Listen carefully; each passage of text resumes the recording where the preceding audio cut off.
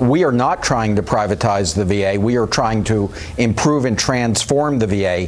What I said in my editorial is that there are a number of political appointees within VA that are pushing to privatize much faster than I think is in the interest of veterans and is the safe way to care for our veterans. And I've stood up for them because I was in Washington and I was working for the president on behalf of our veterans.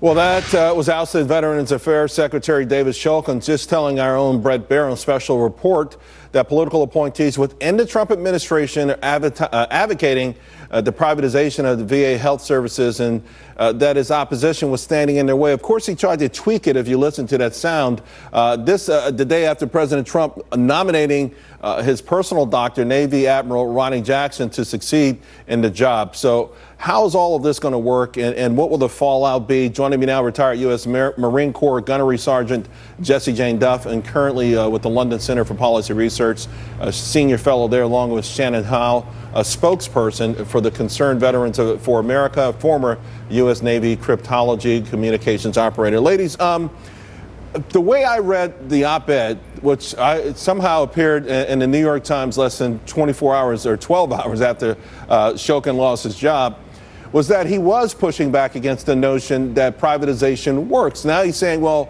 maybe just don't do it so fast. Jessie Jane Duff, this week we saw a vet commit suicide while sitting in a VA center. There have been improvements, but if you talk about a sense of urgency, it is there.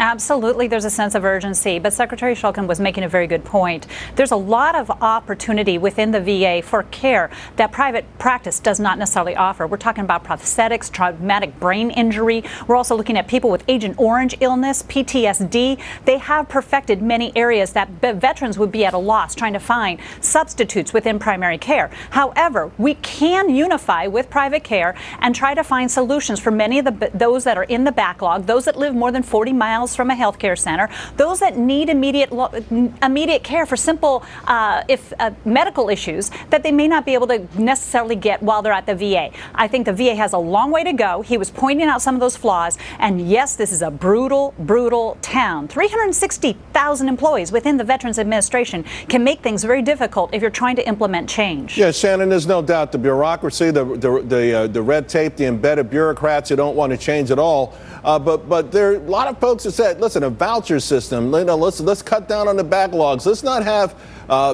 folks who are depressed being homeless. And there are a lot of areas that the VA is simply not able to cope with on their own. And if they don't figure out a way of adding the private sector, at least to my thought, into the equation, I don't see how they're going to successfully deal with their biggest problems. Absolutely, and that's something that we've been advocating for, is allowing our veterans to have that choice, whether to go to their own private doctor or to use the VA system, which we have never said it should be privatized, and we do agree on that. What we want to see is our veterans getting the best care possible wherever that might come from. Jessie Jane, the immediate criticism, of course, over the appointment of Ronnie Jackson. Here's the interesting thing. Yeah, he treats President Trump in his capacity as commander-in-chief.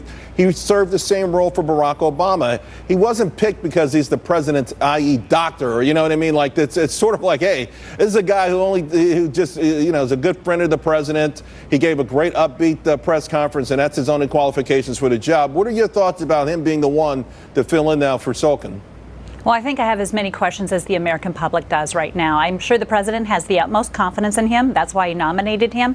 But yes, there are questions to be answered about management. We're talking about the second largest entity next to DOD, 360,000 employees. We're talking about the second largest budget next to DOD. So this is an enormous monster, so to speak. And not only do they handle health care, they also handle the VA loan approval process, or the process for VA loans, funerals, retraining veterans, and a lot of veterans advocacy groups out there are appalled at the idea of not being able to get their health care within the VA hospitals that have perfected that for many of the war veterans. The biggest hurdle the VA has really faced has been the delay in care for those trying to get in. Many veterans compliment it once they're in through the doors.